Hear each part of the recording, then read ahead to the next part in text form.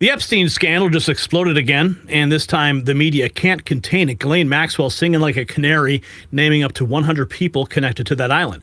Chris Cuomo is blasting his own side. Joe Rogan is calling it a line in the sand. Even Megyn Kelly is throwing shade at Trump's team for their response.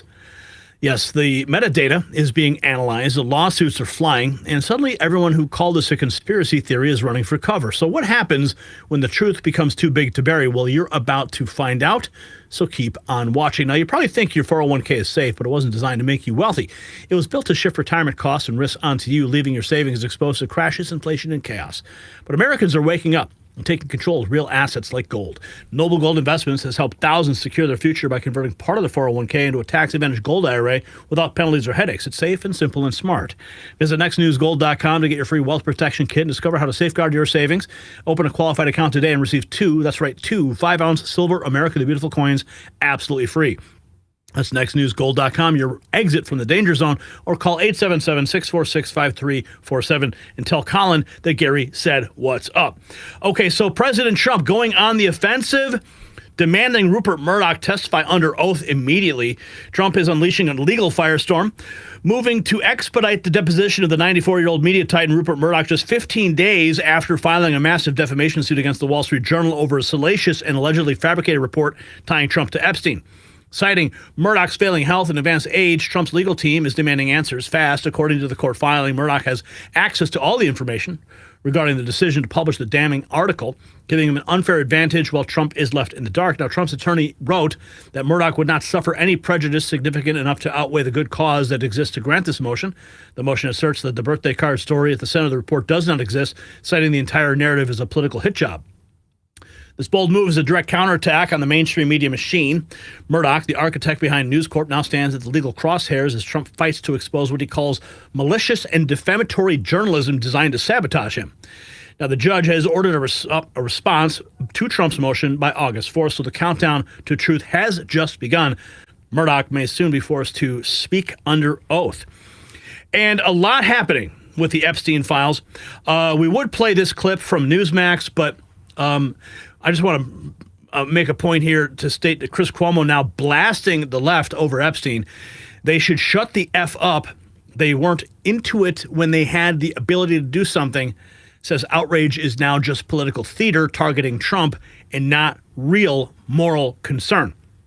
Now, we would play this clip from Newsmax, but they insist on licensing, despite the fact that we could play it in fair use, and then we'd end up in court over the whole case. And I mean, we play clips from Fox and CNN and all the other networks.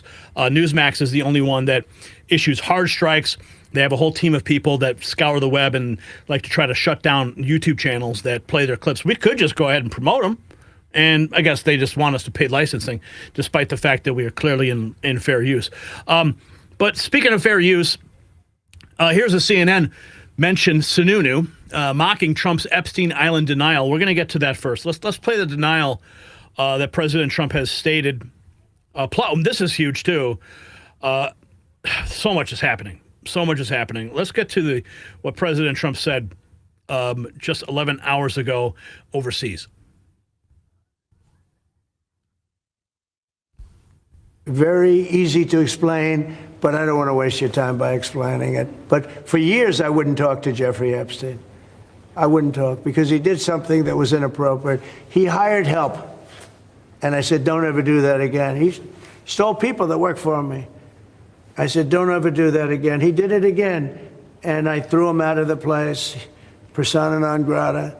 I threw him out. And that was it. I'm glad I did, if you want to know the truth. And by the way, I never went to the island, and Bill Clinton went there supposedly 28 times. I never went to the island, but Larry Summers, I hear, went there. He was the head of Harvard. And many other people that are very big people. Nobody ever talks about them. I never had the privilege of going to his island.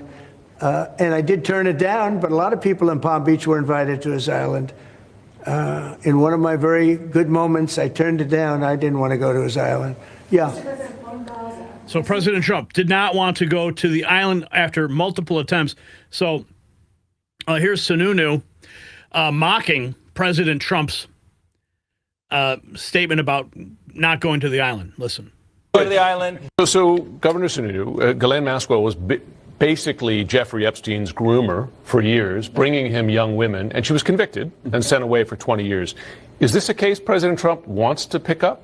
No. And I don't think the Supreme Court wants to touch it. I think it's just an absolute fireball. I love how he's like, and I was never at the island. I could have gone to the island. Never had the privilege. Go to the island. Never had the privilege. It's like the rest of us saying, I could have gone to McDonald's, but I went home and I ate a salad instead. So look, this is what I think is ultimately going to happen is there's a deal to be made. She is, as Dershowitz said, she's the Rosetta Stone. She has all the information. She's very carefully. She hasn't written a book. She hasn't done any of that. She's holding it all for that deal once the Supreme Court rejects her. And I think they will. I think it's just too much of a political handle. The deal is give me a reduced sentence. She's not going to get a pardon. I mean, Trump pardoning her would be like worse than Biden pardoning Hunter Biden, right? I mean, it would be really, But commuting a sentence for a child sex trafficker? If it means getting more information, I don't know if the sentence is commuted. Maybe it's reduced. The opportunity for her to get out at some point, write her story, make millions, because believe me, if and when she ever gets out, she's making millions on this story one way or the other. Trump needs this Epstein thing to go away, and it's not going away unless somebody gives up the goods, and she's the only one. Jamal, so and of course, she is ready to testify under oath with Comer's committee, the Oversight Committee, on August 11th. That is the big day that everybody is waiting for. Now, here's Megyn Kelly, not too happy, telling Piers Morgan it's hard to have a lot of sympathy for the Trump administration over the Epstein fallout. Listen. People on the right, Jeffrey Epstein. It seems to me the biggest problem with the Epstein scandal for Trump, which has obviously divided his Let's scandal. just get to. What do you think? Completely agree. This is self-inflicted. First of all, nobody told Pam Bondi she had to issue that memo in the middle of a slow news summer where people would, of course, predictably be digesting it and the Republican base be horrified by it for the entire summer. That's really how this is unfolded. And whoever told the Justice Department that this could somehow be buried and that people would move on and that the Trump administration could get away with that ridiculous 2-page summation of you're not getting any more information because there's no there should be fired. That person is an idiot and didn't understand the Republican base, certainly the core MAGA base. And by the way, of course, their hackles have been up and their interest in this story has been at a peak, in large part because of the two men Trump put in charge of his FBI. There were no bigger proponents of there being more to the Epstein story than Kash Patel and Dan Bongino. And it's actually one of the reasons why the Republicans were so thrilled to see them get put in charge of the FBI. So you reap what you sow. And if they had gotten in there and determined there actually is no there, oh my gosh, it's very different actually being, in a governing position versus being a podcaster. And they worked with Bondi and said, my God, we're going to have some egg on our face because we were the ones who fanned this flame. There was a way of handling it by having a full-blown presser where we could have asked whatever questions we wanted to ask. And sure, the diehard, quote-unquote, conspiracy theorists will never be satisfied because that's not how conspiracy theorists work. They're never satisfied ever, no matter how much information is disclosed. The vast majority of Epstein pushers, which I would say is 80% of the group, would have said, fine, we've gotten what we're going to get.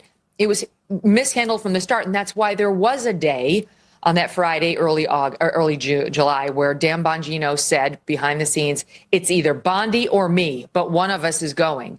And the only reason he stayed was because he received administrative assurances that she would release more, that the administration. And that's why you saw Pam Bondi going down to notify that judge to release everything, unseal all of the grand jury proceedings, which, of course, the judge did refuse to do, the Obama-appointed judge. Now, that could have been, they could have known that was going to happen, and now they can blame the judge. Who knows?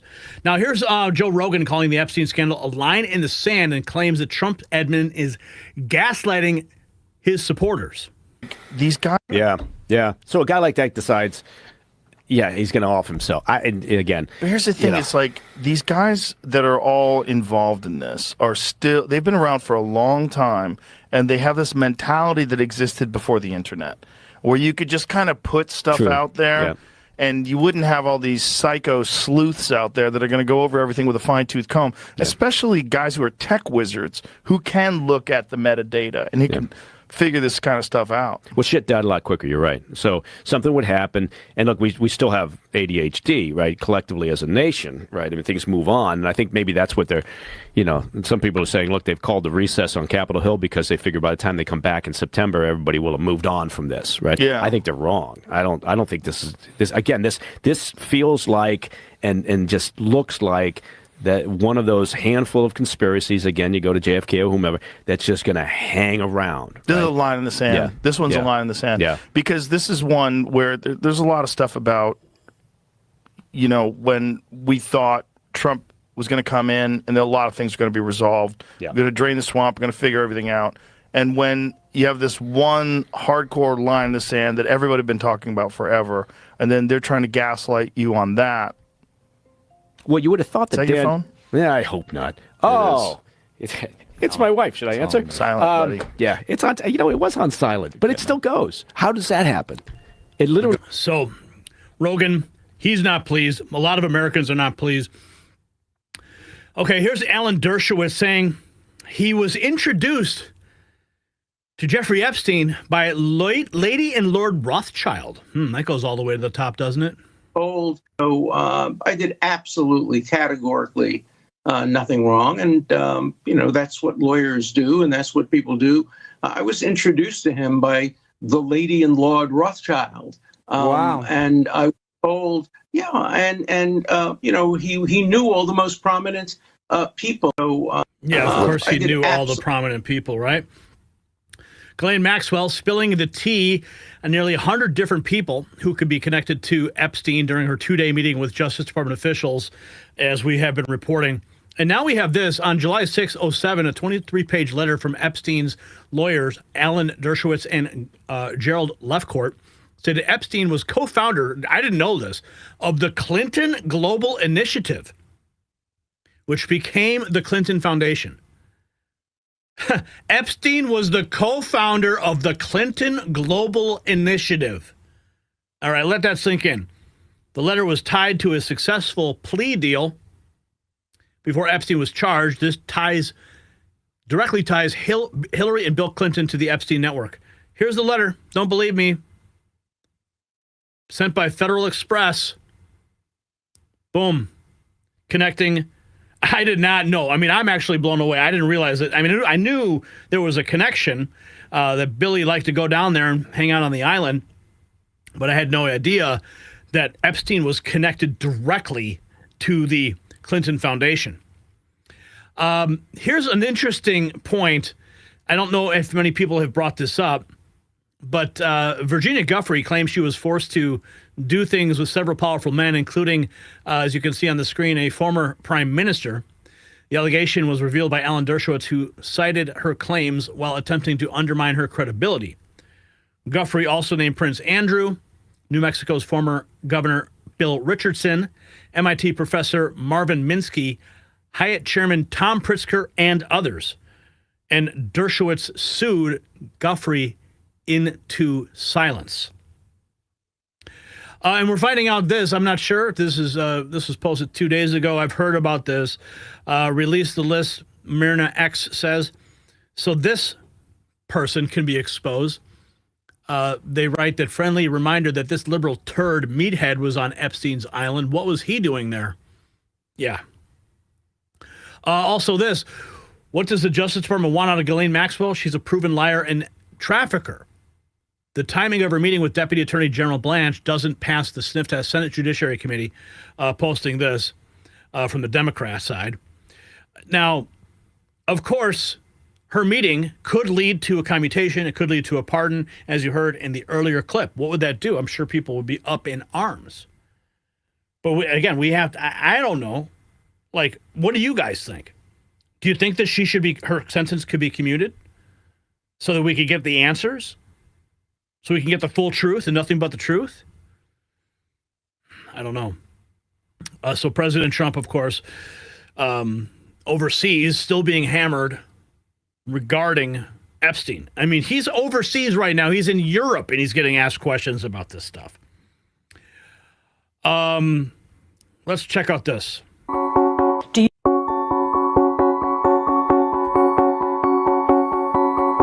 Do you regret the relationship that you maintained with him against Melinda's advice and wishes? Oh, I've said that this is, you're going way back in time, but yeah, New audience. I will say for the, over 100th time, yeah, I shouldn't have had dinners with him. Epstein had a way of sexually compromising people. Is that what Melinda was warning you about? No. I mean, no, I had dinner with him, and that's all. And that you regret the relationship, the acquaintance? That I had dinner with him. And the relationship between the foundation and Epstein, which there never was any relationship of any kind. Yeah, sure thing, Billy Gates. Sure thing. Okay, continuing. We also have... Oh, okay, I think that covers it. Yeah, so a lot of people still pretty upset. I think the question right now remains is what's going to happen on August 11th when we have the testimony under oath to the oversight committee that James Comer is the committee chairman of, and whether or not we're going to see a pardon on the table. So you guys tell me what you think about that. And if you got value from this report, tap subscribe. My final thought is next. So why does this matter? It's because the Epstein scandal isn't ancient history. It's active corruption. When Chris Cuomo admits the left buried this story when they had power, when Joe Rogan says you can't hide from the metadata anymore, even when Trump is suing media giants for defamation, we're watching the entire protection racket crumble.